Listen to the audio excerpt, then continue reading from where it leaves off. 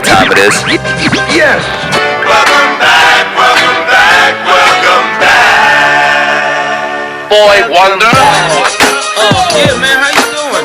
You good? Welcome back to another episode of RSVP Sport. Today is actually Friday, March 13th. Superstitious? Anybody superstitious? Nah, not at all. Not over here. As always, I'm with my guys. I got Ronnie. I got Domer. What's going on, my guys? You know what it is, man. We about to get into this podcast. Another week.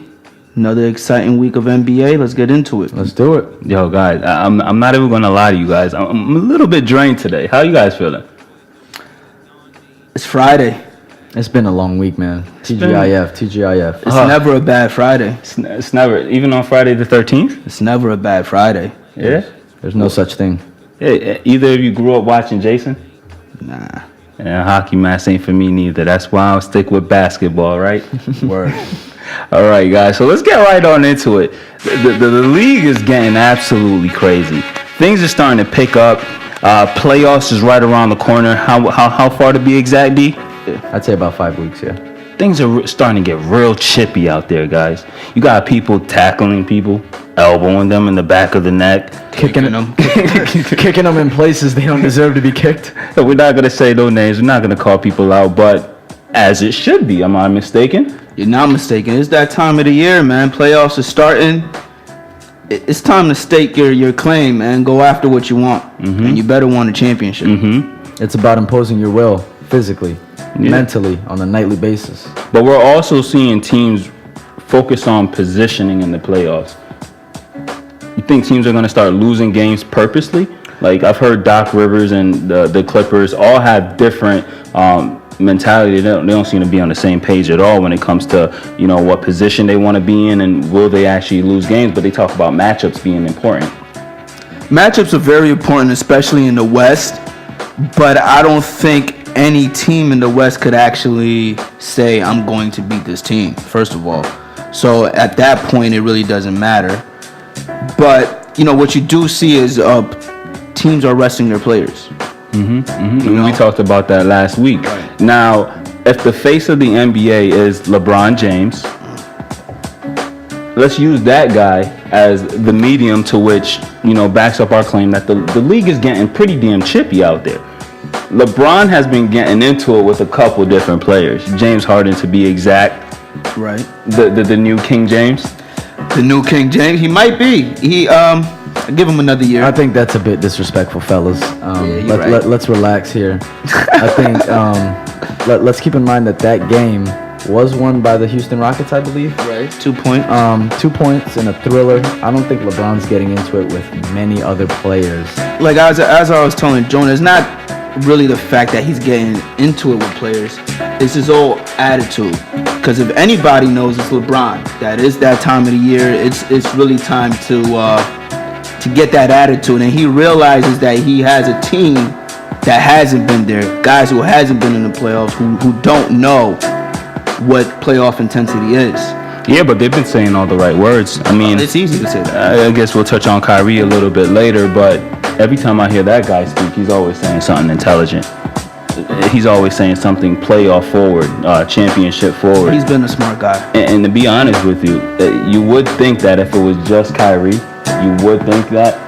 But I'm also hearing words like that echoed from one J.R. Smith. I think it's the environment. I think it's the locker room. I think it's every day on the bus, the plane.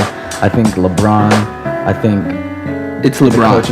Okay, let's just stop the bus there. I think LeBron has just infused a championship mentality, a mentality of win or go championship home. Or bust.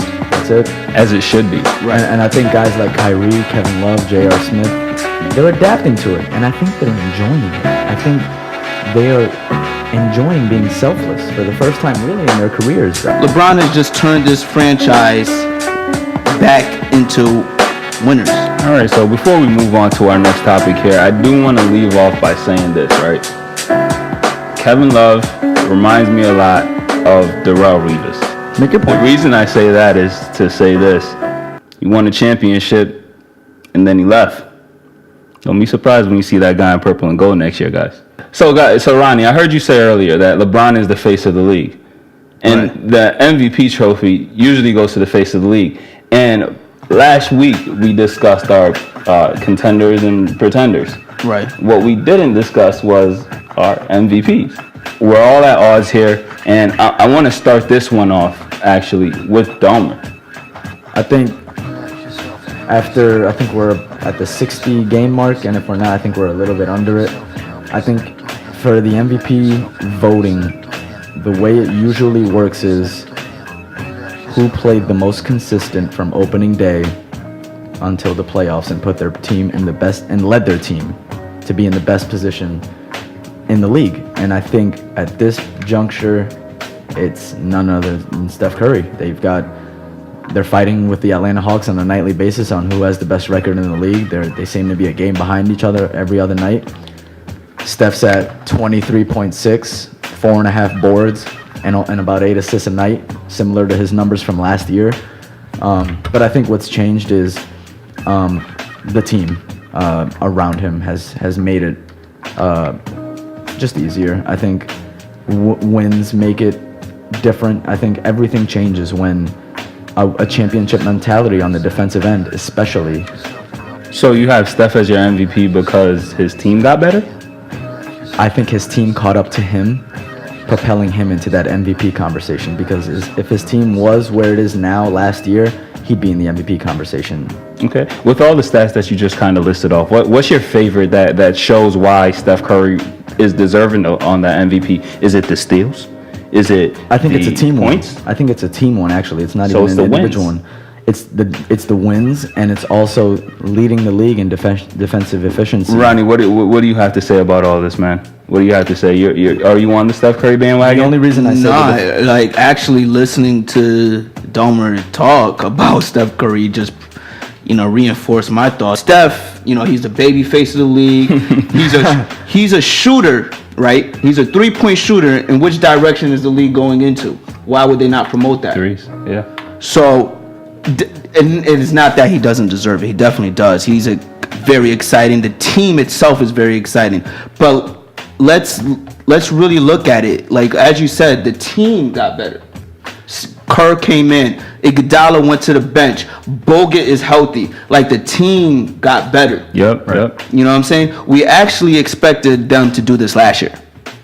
We expected them to propel after taking the Spurs the year before to a very exciting playoff series. We expected them to do this last year, and he didn't. Steph Curry did improve defensively, but the team got better. So next to Russell Westbrook, as far as percentage of the team's total points, not just based off scoring, not assist or anything else, Russell was at 25.6% of his team's points this season, and Steph Curry is behind Russell at 19.9. We are doing who's the MVP of the regular season, but history shows that anybody scoring, any point guard specifically, any team led by a point guard scoring over 19% of their team's points doesn't win championships.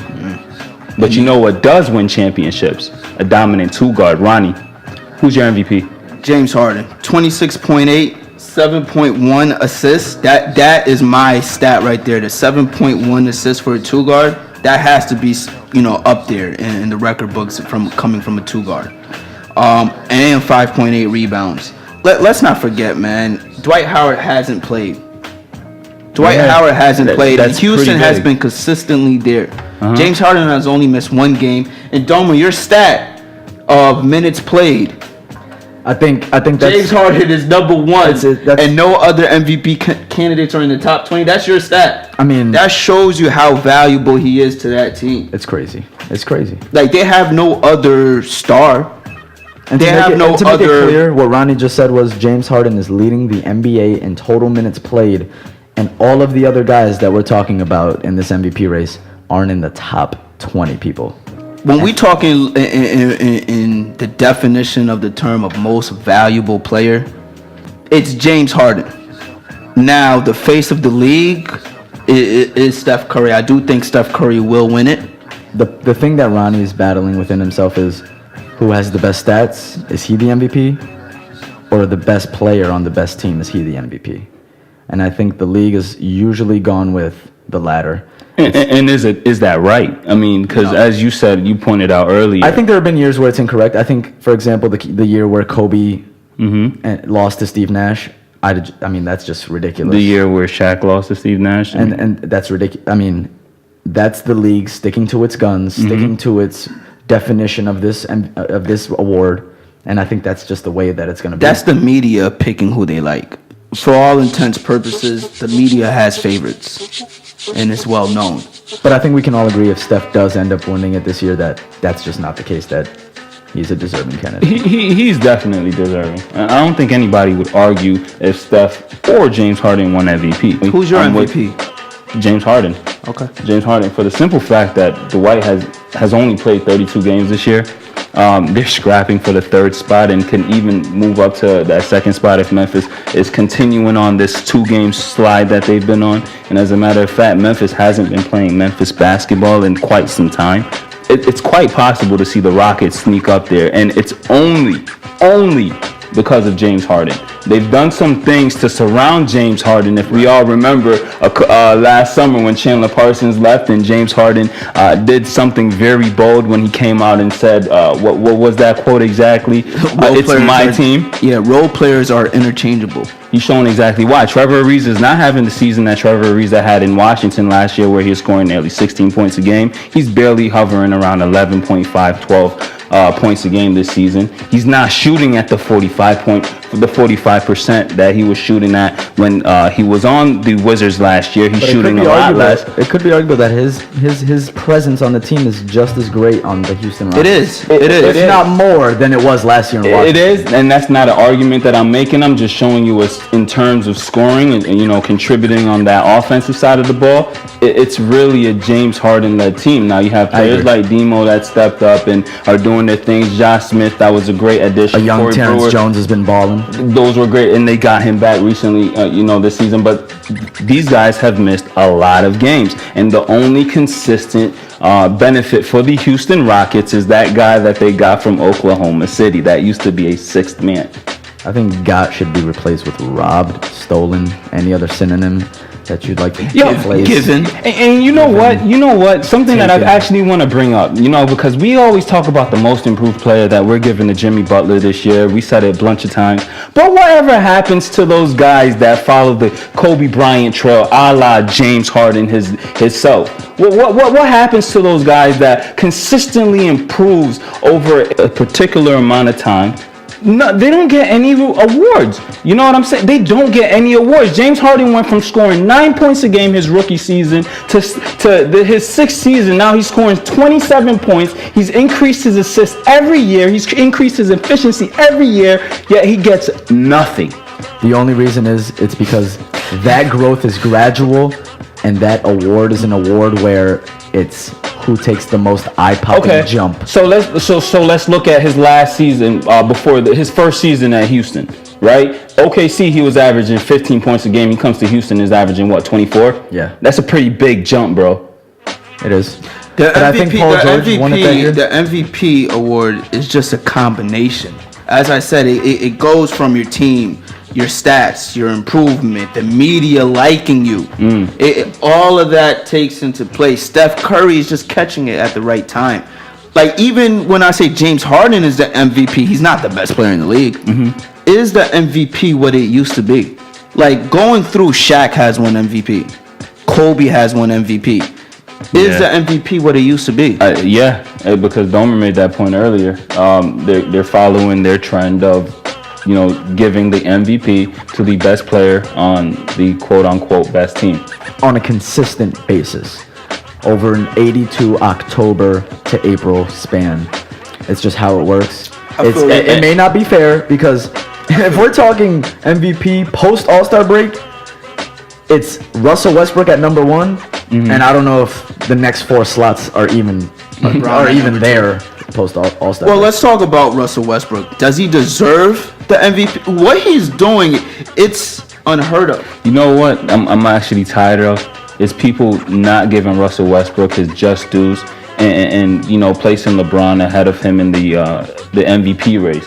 I think it's absolutely ridiculous. Can you? I wouldn't say ridiculous. No, it's absolutely ridiculous. Because the if it was Cavaliers are LeBron winning. James in the same scenario as Russell Westbrook, this wouldn't be a conversation. But as a matter of fact, you know how ridiculous it is? If it was LeBron James in the same situation as Russell Westbrook, he'd be MVP.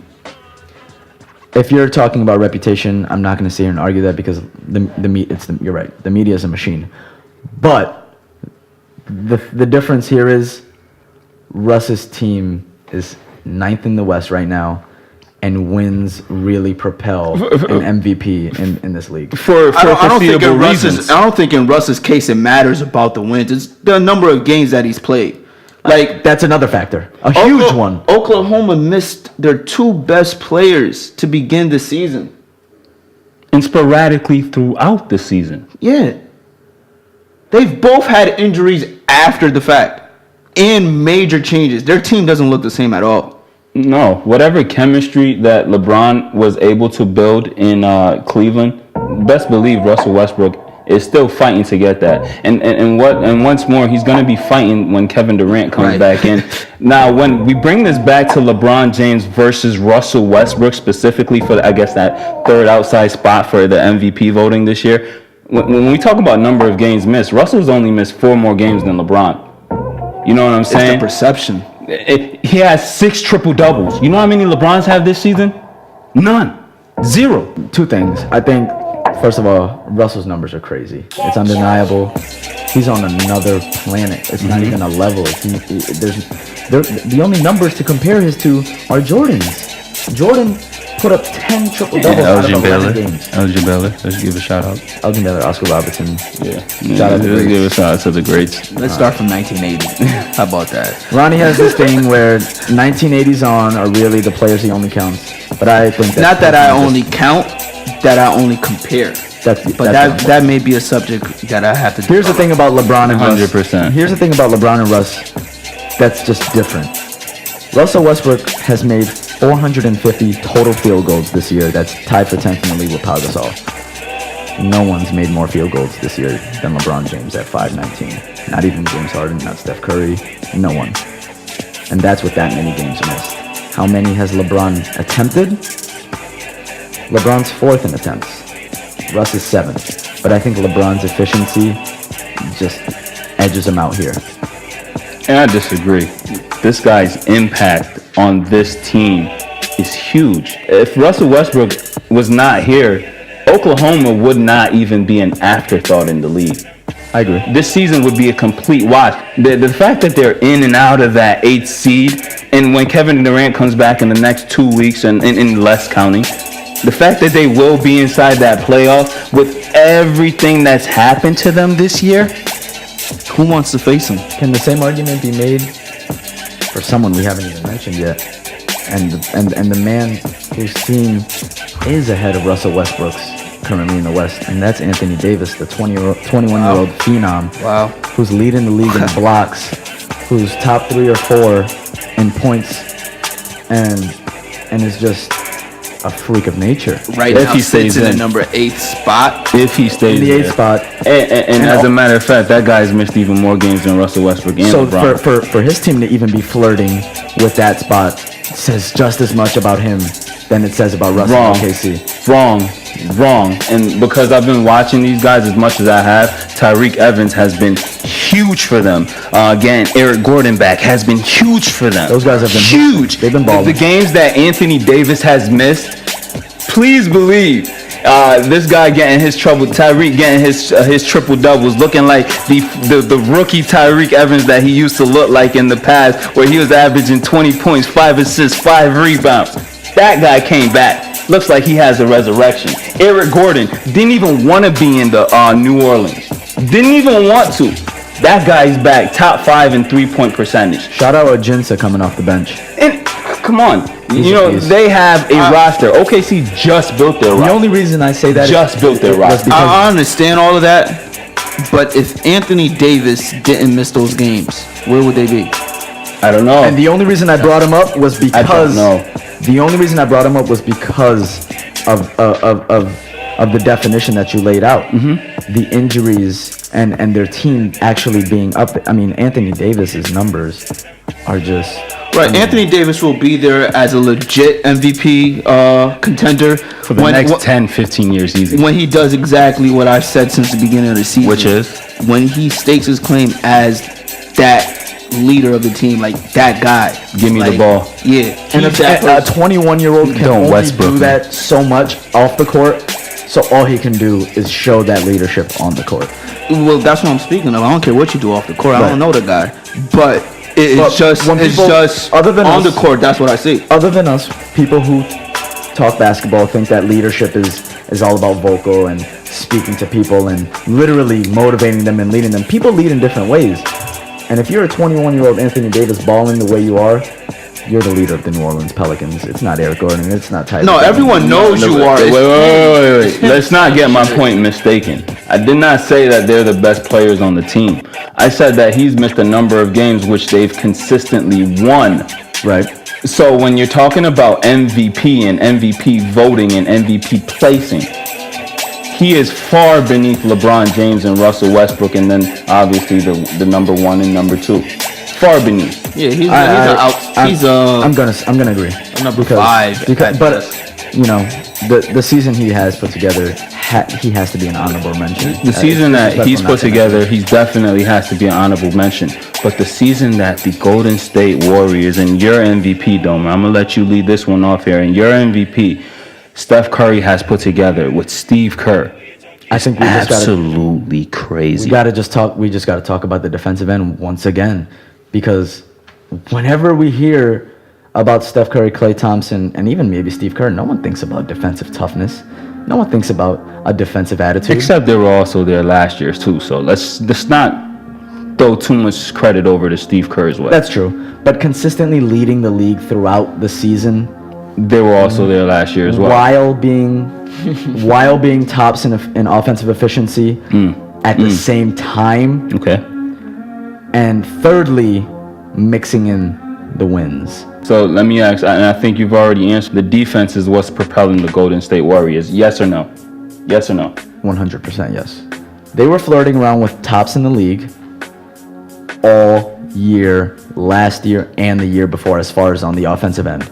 But the only thing that makes this different, and I think that's where we're going here, what makes the Warriors different than in past seasons, and I just think it's that end of the floor on a possession basis. I can't argue with you. I have to look at it deeper before I give you a yes or no answer. What I will say in to all areas. And individually, What I Mark will Jackson say to did that, have a profound impact on my man 100%. Clay's defense and on Steph's defense. 100%, and on your guy Draymond Green's defense. No question about that. I think Draymond Green wouldn't be the player he is right now without Mark Jackson. Okay. I don't think he would be the player he is if he wasn't on this team.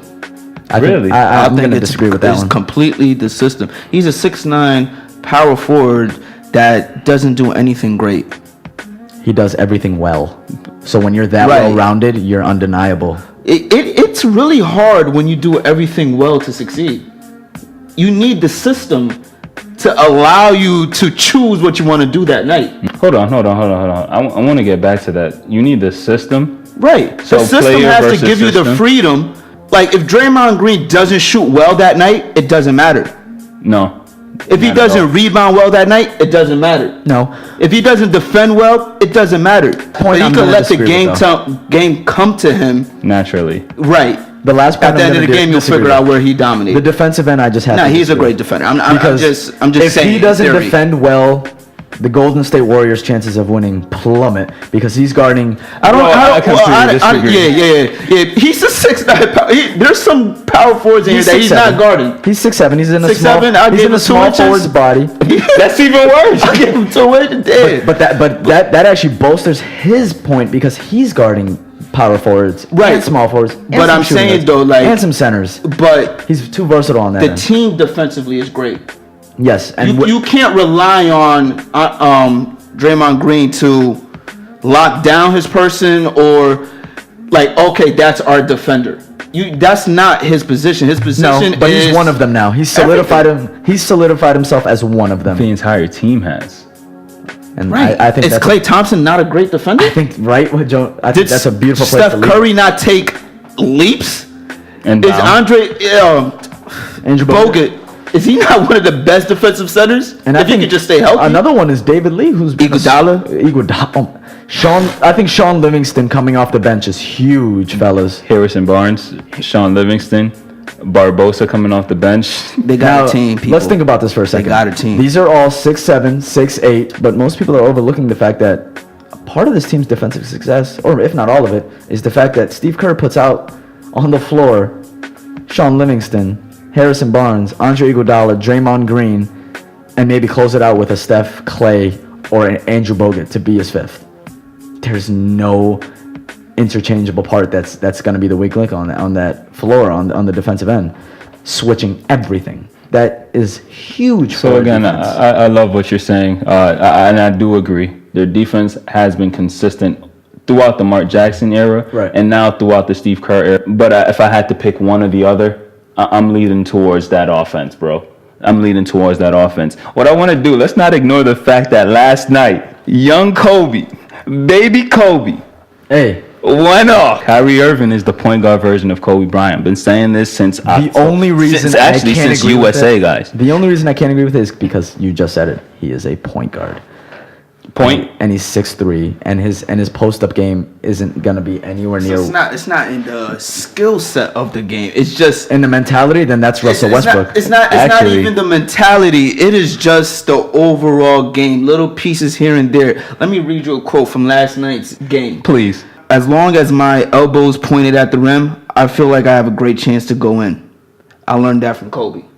Fundamentals, footwork, those little things that you spend hours on, not your dynamicness, not your athleticism, but those little nuances of the game, the touch, in order to get the ball, to have the proper touch on the ball. Do yourself a favor and go look up that game that Kobe played 2 years ago against the Raptors, against the Toronto Raptors, where he hit back to back to back three-pointers, just as Kyrie did last night to propel the Lakers, and I'm glad you did. So with that being said, those shots that Kyrie was hitting last night, change the jersey, change the face. Who is it? If you want to say Russell Westbrook as far as mentality, I'll take it. Yeah, you're right. But I'm not talking about mentality. It's about the little nuances of the game. Right. The skills, because Kyrie Irving is a very skilled player. When you put Kyrie Irving next to Russell Westbrook, what's the difference in them?